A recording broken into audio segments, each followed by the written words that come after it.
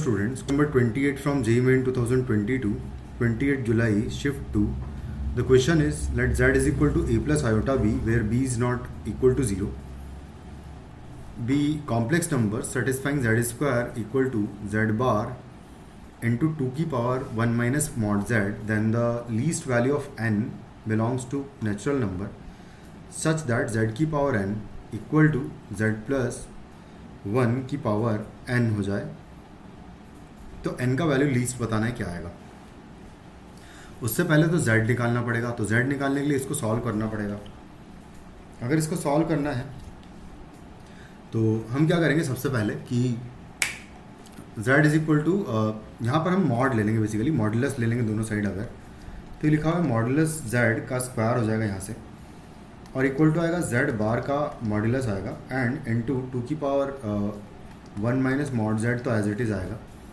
यहाँ से z बार का मॉडुलस और z का मॉडुलस सेम होता है, तो एक बार कैंसिल आउट हो जाएगा, तो बचेगा mod z is equal to होगा 2 की पावर 1 माइनस मॉड z.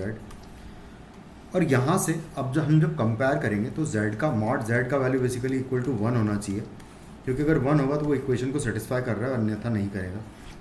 तो यानी कि मॉड z का वैल्यू इक्वल टू 1 हो गया, यानी कि under root of A square plus B square is equal to 1 हो जाएगा, यानी कि A square plus B square का वैल्यू 1 हो गया.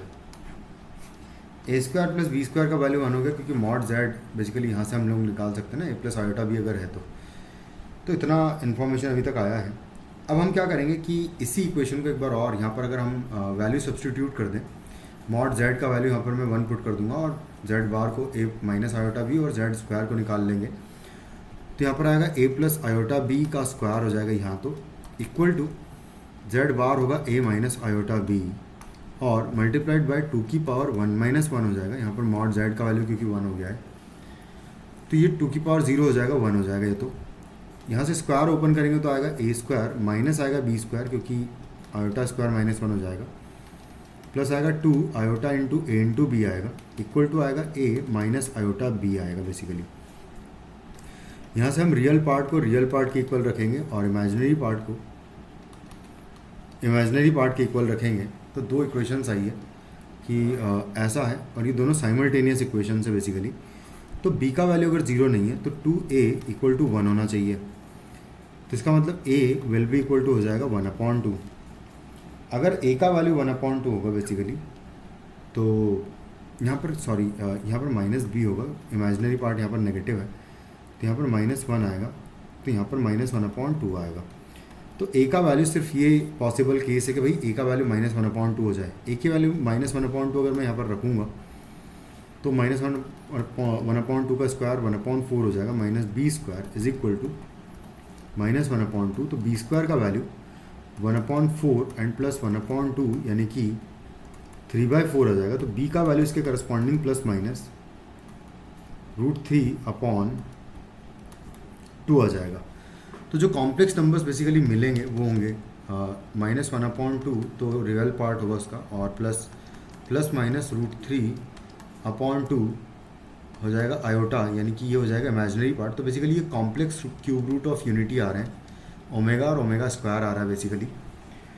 तो एक को मैं ओमेगा पुट कर दूंगा और एक को ओमेगा स्क्वायर पुट कर देंगे. तो यहाँ से अगर देखें तो लिखा हुआ है omega to the power n है, इक्वल टू है ओमेगा स्क्वायर प्लस 1 की पावर n लिखा हुआ है.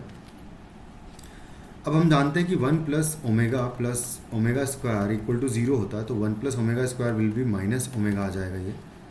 तो यहाँ से आ जाएगा ओमेगा की power n equal to minus omega की पावर n आ जाएगा यहाँ पर, और माइनस ओमेगा की पावर n जो है,